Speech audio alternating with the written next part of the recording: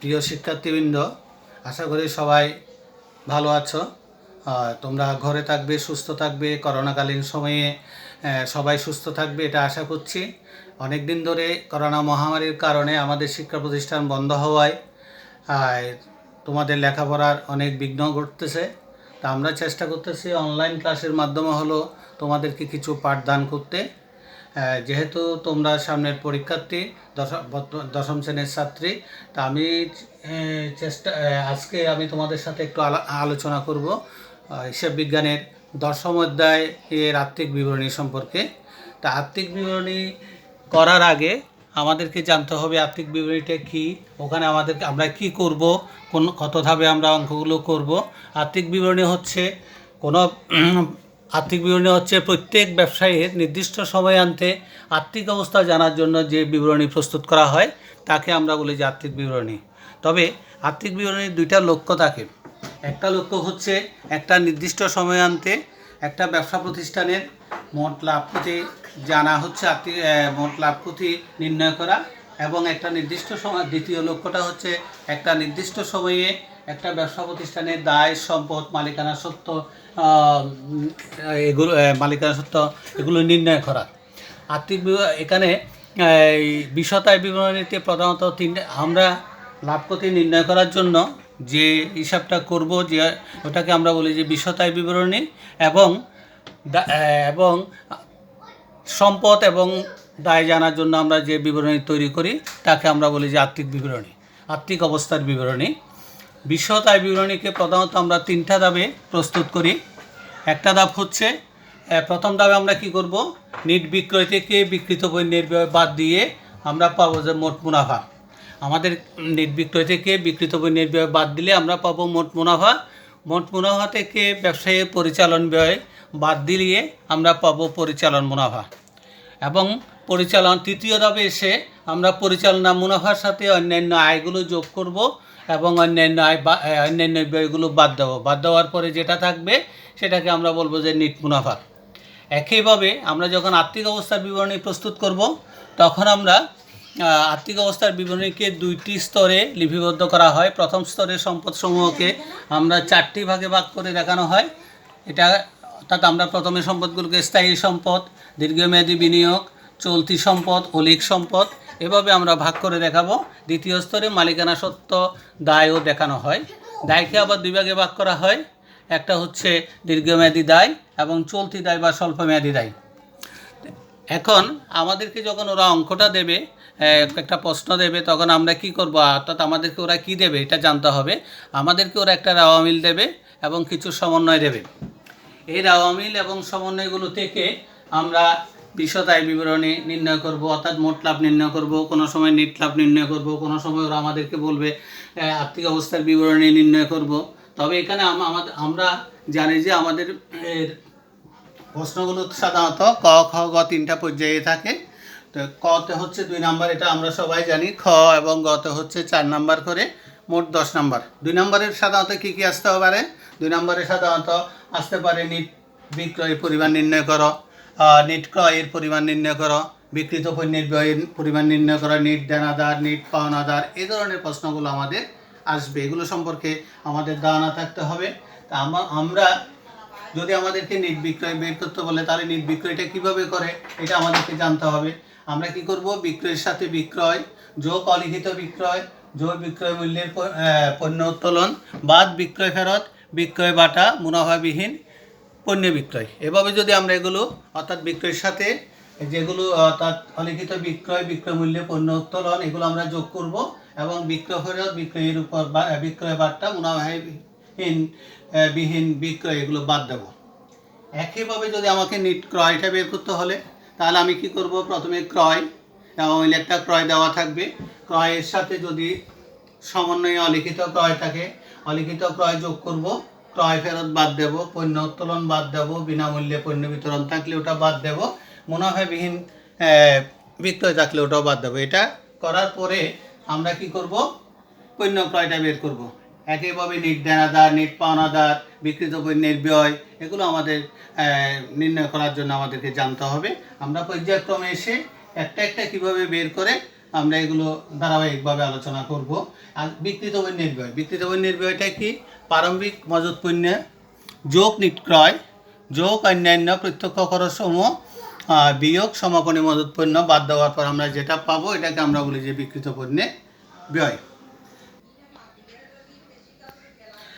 আমি আবার তোমাদেরকে বলতেছি, যখন তোমরা আর্থিক বিবরণী করবে, আর্থিক বিবরণী চ্যাপ্টারটা হচ্ছে আমাদের বাধ্যতামূলক চ্যাপ্টার। ওখান থেকে আমাদেরকে 2টা অঙ্ক করতে হয়, 10 অর্থাৎ 2টা অঙ্ক 10 করে 20 নম্বরের অঙ্ক বাধ্যতামূলকভাবে করতে হবে।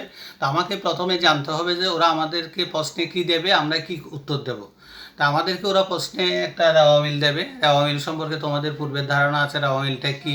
একটা রাওয়া মিল দেবে, রাওয়া মিলের পরে কিছু অন্যান্য তথ্য অথবা সমন্বয় বা যেটাকে আমরা অ্যাডজাস্টমেন্ট বলি, কিছু অ্যাডজাস্টমেন্ট দেবে, তথ্য দেবে। এগুলো সহ একত্রে আমরা আমাদেরকে ক খ গ 3টা প্রশ্নের উত্তর দিতে বলবে।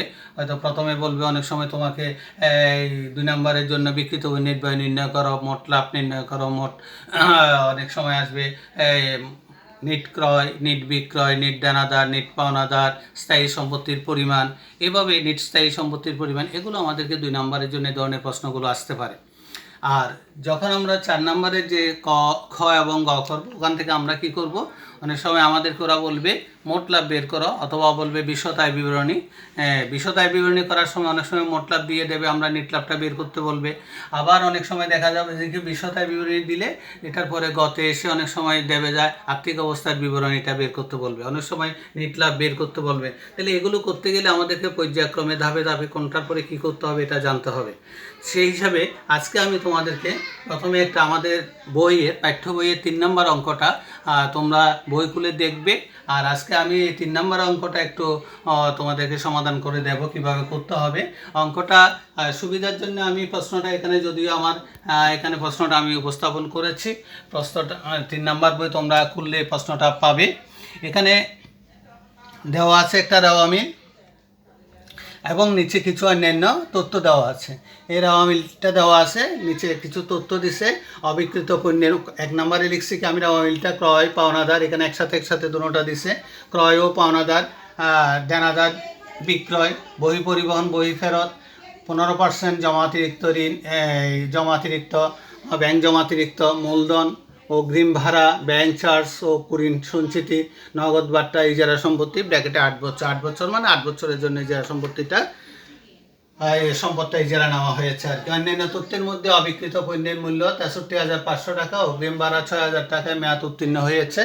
উক্ত বছরে কুরুণের পরিমাণ 3,000 টাকা এবং 5% হারে সঞ্চিতির ব্যবস্থা করতে হবে। কুরিনটা কি? কুরিনটা আমরা তোমরা সবাই জানো, অর্থাৎ দেনাদারের যে অংশটা আমরা একেবারে পাবো না, অর্থাৎ দেনাদারের যে অংশটা পাওয়া যায় না তাদেরকে আমরা কুরিন বলি। তো এখানে আমাদেরকে বলছি কি উপযুক্ত তথ্য থেকে বিক্রিত পণ্যের ব্যয় নির্ণয় করো।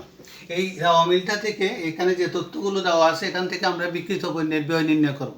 তাহলে বিক্রিত পণ্যের ব্যয় নির্ণয় করার সূত্রটা কি? আমি আগে এখানে বলেছি, বিক্রিত পণ্যের ব্যয় হচ্ছে প্রারম্ভিক মজুত পণ্য যোগ নিট ক্রয় যোগ অন্যান্য প্রত্যক্ষ খরচসমূহ বিয়োগ নিট সমাপনী মজুত বা সমাপনী মজুত পণ্যের মূল্য। আচ্ছা, এখন আমার এখানে যদি আমি অঙ্কটাতে আসি, আমি আগে ঘর করে রাখছি সুবিধার জন্য। আমরা কতে করব কি বিক্রিত পণ্যের ব্যয় নির্ণয়। তো বিক্রিত পণ্যের ব্যয়ের মধ্যে প্রথমে আসে কি প্রারম্ভিক মজুত পণ্য।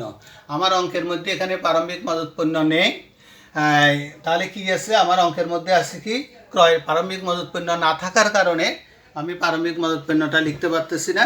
তাহলে আমি কি লিখবো? আমার এখানে আছে ক্রয়, তাহলে আমি ক্রয়টা লিখলাম। তোমরা এখানে লিখবে ক্রয়। তো ক্রয় কত আছে? ক্রয় আছে আমার অঙ্কের মধ্যে, ক্রয় আছে 1,50,000 টাকা। 1,50,000 টাকা লিখলাম। আচ্ছা, ক্রয় থেকে বাদ যাবে কি ক্রয় ফেরত। এই যে বহি ফেরত আছে, বহি ফেরতটা হচ্ছে ক্রয় ফেরত। তাহলে বাদ বহি ফেরত, এখানে বাদ দেবে বহি ফেরত। বহি ফেরত এটা বাদ দিলে তাহলে কত আছে? 6,500 টাকা আমি বাদ দিচ্ছি। তাহলে আছে কত দেখো এখানে,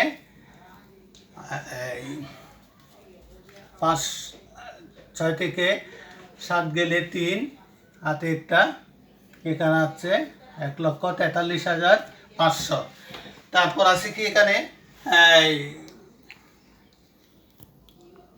এখানে আর কিছু না থাকাতে এখানে আমরা এখানে লিখছি কি ক্রয় ফেরত, পণ্য উত্তোলন, বিনামূল্যে পণ্য বিতরণ, এগুলো আমার অন্যান্য তথ্যের মধ্যে অনেক সময় থাকে, এগুলো না থাকাতে আর বাকি আছে কি সমাপনী মজুত পণ্য, যেটাকে এখানে অবিকৃত বাদ অবিকৃত পণ্যে অবিকৃত পণ্যের মূল্য, অবিকৃত পণ্যের মূল্য কত? 63,500। এটা যখন আমি বাদ দেব তাহলে আমি পাবো কত?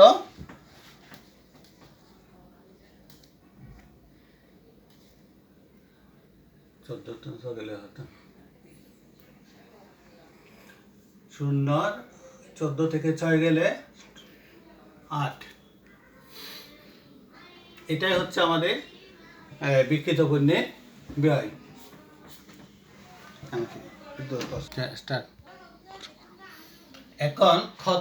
এখন আমরা কতে করলাম, মোট বিকৃত পণ্যের ব্যয় হবে 80,000 টাকা। খতে এসে আমাদেরকে বলছে খতে এসে বলছে কি মোট মুনাফা 47,000 টাকা হলে ধরে বিশদ আয় বিবরণী প্রস্তুত করো। তাহলে বিশদ আয় বিবরণীর মধ্যে ওরা কিছু অংশ করে ফেলছে, মোট মুনাফা পর্যন্ত ওরা করে ফেলছে। আমাদেরকে পরের অংশটা, অর্থাৎ আমরা যে এখানে বলছি এখানে দ্বিতীয় ধাপ কি মোট মুনাফা হতে ব্যবসায়ীর পরিচালন ব্যয় বাদ দিলে আমরা পরিচালন মুনাফা পাবো। এটা আমরা এখন প্রথমে শুরু করতেছি। এখন মোট মুনাফা এখানে আমরা লিখলাম মোট মুনাফা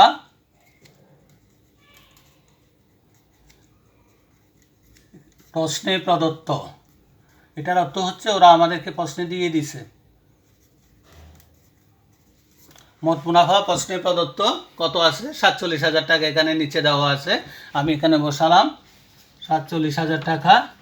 এটার পর এখানে লিখে আছে কি মোট মুনাফা থেকে পরিচালন ব্যয়, ব্যবসার পরিচালন ব্যয়গুলো বাদ দিতে হবে। তাহলে পরিচালন ব্যয়গুলো কি? প্রথমে আমি লিখলাম বাদ পরিচালন ব্যয়,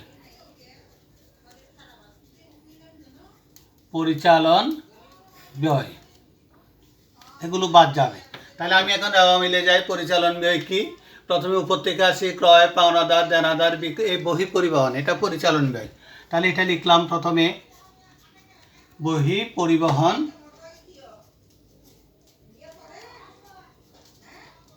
বহি পরিবহন কত আছে আমাদের এখানে? দুইটা আছে, এটা হচ্ছে বহি ফেরত, এটা হচ্ছে বহি পরিবহন।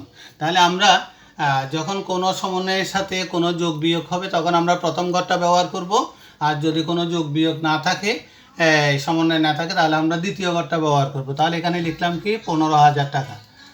এটার পরে আমরা আসি অগ্রিম, এখানে অগ্রিম ভাড়া আছে 10,000 টাকা। আমাদেরকে এখানে বলছি কি অগ্রিম ভাড়া 6,000 টাকায় মেয়াদ উত্তীর্ণ হয়েছে। তাহলে আমরা বসাবো কি এই মেয়াদ উত্তীর্ণ ভাড়াটা, ভাড়া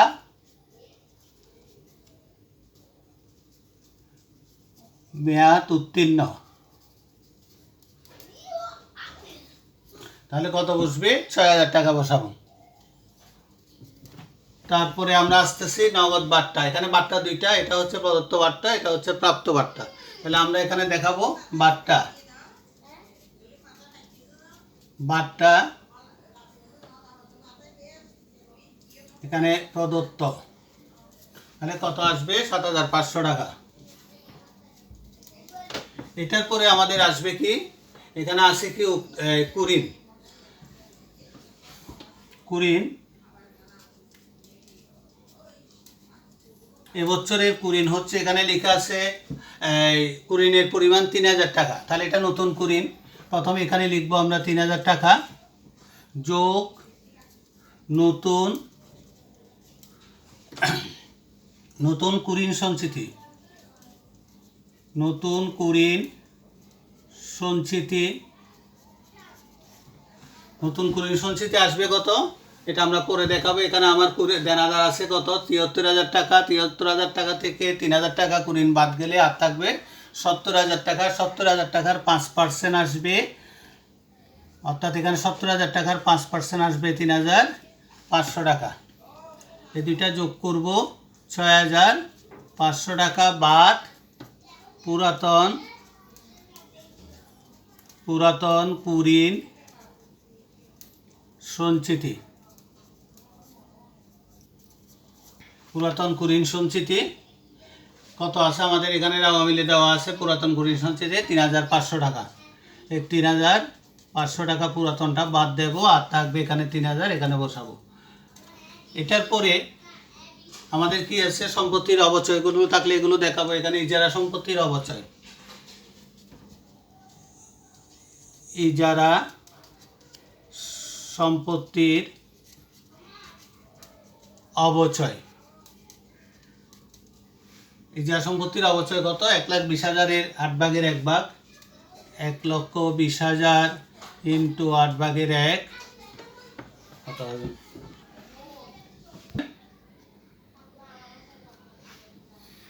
অবচয় যেহেতু এখানে ৮ যত বছর থাকবে তত বছরে তত ভাগের ১ ভাগ দেখাতে হয়, তাহলে এখানে আসবে আমার ১৫,০০০ টাকা। এখন আমাদের কাজ হবে কি, এগুলো সব যোগ করতে হবে আর নাই। তাহলে আমরা যোগটা করে ফেলি। যোগটা আমরা পরে করে বসাবো। এখানে আমরা যে পরিচালন ব্যয়গুলো লিখছি এগুলো সব যোগ করলে আসবে ৪৯,০০০। আমাদের মোট মুনাফা হচ্ছে ৪৭,০০০। ৪৭,০০০ থেকে ৪৯ বাদ দিলে ২,০০০ টাকা পরিচালন ক্ষতি। এখন আমরা কি করব, এটার সাথে যোগ অন্যান্য আয়গুলো যোগ করব। যোগ অন্যান্য আয়, অন্যান্য আয়। এখন অন্যান্য আয়ের মধ্যে আমাদের কি আছে এখানে দেখতে হবে। এখানে অন্যান্য আয়ের মধ্যে যেমন আছে নগদ বাট্টা, এখানে বাট্টা দুইটা আছে, একটা প্রাপ্ত আর একটা প্রদত্ত। তো এখানে আমরা বাট্টাটা লিখব, যেটা নগদ বাট্টা, এটা হচ্ছে আমাদের আয়, এটা ব্র্যাকেটে প্রাপ্ত। তাহলে আমাদের আয়টা কত? ১১,০০০ টাকা এখানে লিখব।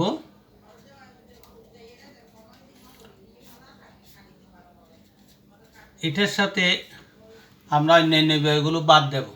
বাদ অন্যান্য ব্যয় যদি থাকে,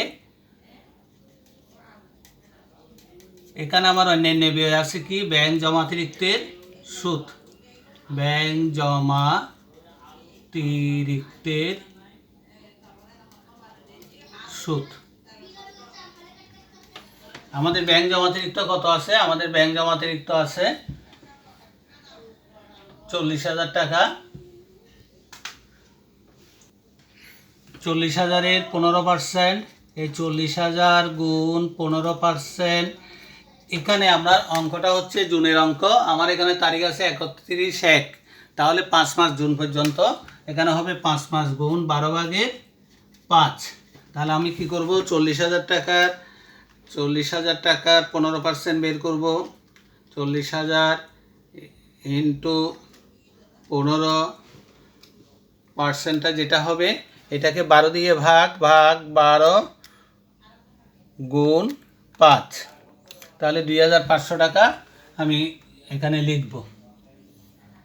এটা হচ্ছে আমার ব্যয়, এটা বাদ যাবে। বাদ যাওয়ার পর যেটা আসবে ৯,০০০ থেকে ২,৫০০ গেলে থাকবে ৬,৫০০ টাকা। এটা হচ্ছে আমার নিট মুনাফা। এখন আমাদের তৃতীয় ধাপের কাজ হচ্ছে আর্থিক অবস্থার বিবরণী তৈরি করা। আর্থিক অবস্থার বিবরণী তৈরি করতে হলে আমরা এখানে বলছিলাম কি, আমাদের কাজগুলো হচ্ছে প্রথমে আর্থিক অবস্থার বিবরণীতে 2টি স্তরে লিপিবদ্ধ করতে হয়। প্রথম স্তরে হচ্ছে সম্পদসমূহ। তো প্রথমে আমরা লিখব কি, স্থায়ী সম্পদ। এখানে আমরা স্থায়ী সম্পদ লিখলাম। আমাদের মিলে স্থায়ী সম্পদ আছে শুধু একটা, ইজারা সম্পত্তি। ইজারা সম্পত্তি লিখলাম আমরা প্রথমে। ইজারা সম্পত্তি আছে কত? 8 বছরের জন্য ১,২০,০০০ টাকা। ওখান থেকে বাদ অবলোকন,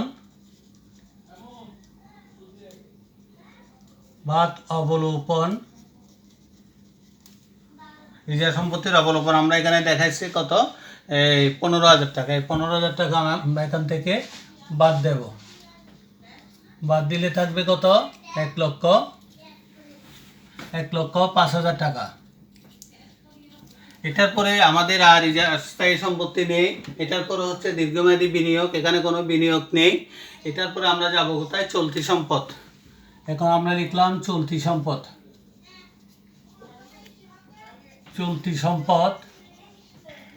চলতি সম্পদে কি কি আছে এখানে?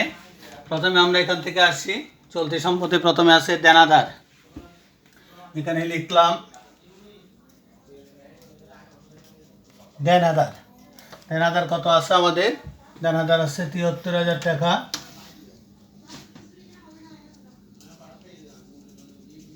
ওখান থেকে বাদ দেব নতুন কুড়িন। নতুন কুড়িন আছে কত? ৩,০০০ টাকা। বাদ দেওয়ার পরে আমার এখানে থাকবে ৭০,০০০ বাদ নতুন কুড়িন সঞ্চিতি। নতুন কুড়িন সঞ্চিতি আছে কত? ৩,৫০০ টাকা। তাহলে থাকবে কত? ৬৬,৫০০ টাকা। এটার পরে আমরা আসি বিক্রয় পরিবহন, বহি পরিবহন, বহি ফেরত এগুলো আসবে না। ব্যাংক জমা থেকে অগ্রিম ভাড়া। অগ্রিম ভাড়া, অগ্রিম ভাড়া আমরা লিখব ১০,০০০। ওখান থেকে বাদ মেয়াদ উত্তীর্ণ ভাড়া। মেয়াদ উত্তীর্ণ ভাড়া, মেয়াদ উত্তীর্ণ ভাড়া আছে কত আমার? ৬,০০০ টাকা। এটা বাদ যাবে।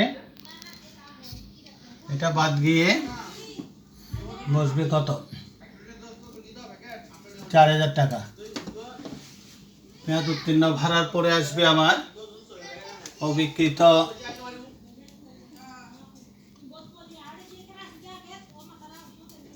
অবিকৃত পণ্যের অবিকৃত পণ্যের মূল্য।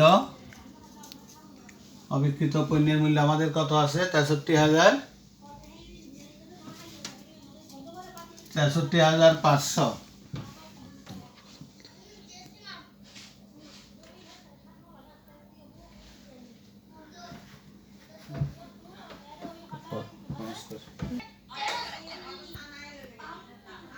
এখন আমরা এই চলতি সম্পদগুলো যোগ করলে আমরা পাচ্ছি ১,৩৪,০০০। আর এখানে আমার আছে স্থায়ী সম্পদ ১,০৫,০০০। আমরা এখন কি করব? দুটোটা যোগ করব। চলতি সম্পদ ১,৩৪,০০০, ৩৪,০০০ যোগ ১,০৫,০০০ যোগ করলে আমার টোটাল আসতেছে ২,৩৯,০০০। এই ২,৩৯,০০০ হচ্ছে আমার মোট সম্পদ। এখানে আসবে মোট সম্পদ। এখন এটার পরে আমরা আসব দায় ও মালিকানা সত্ত্ব। মালিকানা সত্ত্ব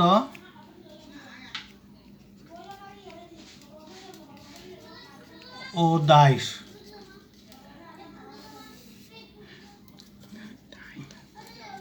মালিকানা সত্ত্ব,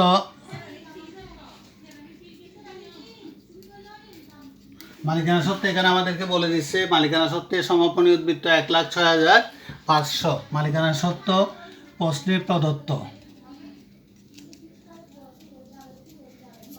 ১,০৬,৫০০। আমরা এখানে বসাই দিলাম ১,০৬,৫০০। এটার পরে আমরা আসব দায়। দায়ের মধ্যে প্রথমে কি আছে? দায় সমূহের মধ্যে আমাদের প্রথমে আছে দীর্ঘমেয়াদী দায়, চলতি দায় এবং স্বল্পমেয়াদী দায়। এখন চলতি দায়। চলতি দায়, চলতি দায়ের মধ্যে কি আছে? দায়সমূহ চলতি দায়। চলতি দায় আমি কি পাচ্ছি? প্রথমে পাওনাদার। পাওনাদার লিখলাম। পাওনাদার চলতি দায়ের মধ্যে পাওনাদার কত? ৯০,০০০।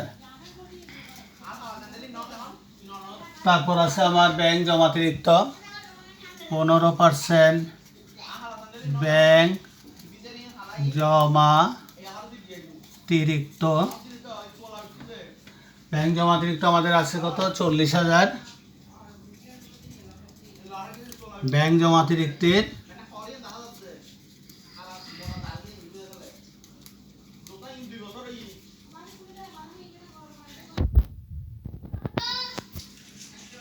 ব্যাংক জমাতিরিক্তের বকেয়া সুদ। ব্যাংক জমাতিরিক্তের সুদ কত? আমরা এখানে লিখছি ব্যাংক জমাতিরিক্তের সুদ 2500 টাকা। তাহলে আমরা এই তিনটা যদি যোগ করি আমরা পাবো কত? এই তিনটা আমাদেরকে কী করতে হবে? যোগ করতে হবে। অর্থাৎ 90,000, 40,000, 1,30,000, 1,32,000, 1,32,500। এখন আমরা এটা আর এটা যোগ করলে পাবো কত? 2,39,000। এটা হবে আমার মোট দায় ও মালিকানা সত্ত্ব। এটাই হচ্ছে আমাদের এই প্রশ্নটার মোটামুটি একটা সমাধান। আজকে আমরা এই পর্যন্ত করলাম। তোমাদের যদি কোনো সমস্যা থাকে আমাকে বলবে। আর তোমরা যদি পারো তোমরা পরের 4 নম্বর অঙ্কটা বাসায় অনুশীলন করার চেষ্টা করবে। সবাইকে অশেষ অশেষ ধন্যবাদ এবং সবার সুস্বাস্থ্য কামনা করছি।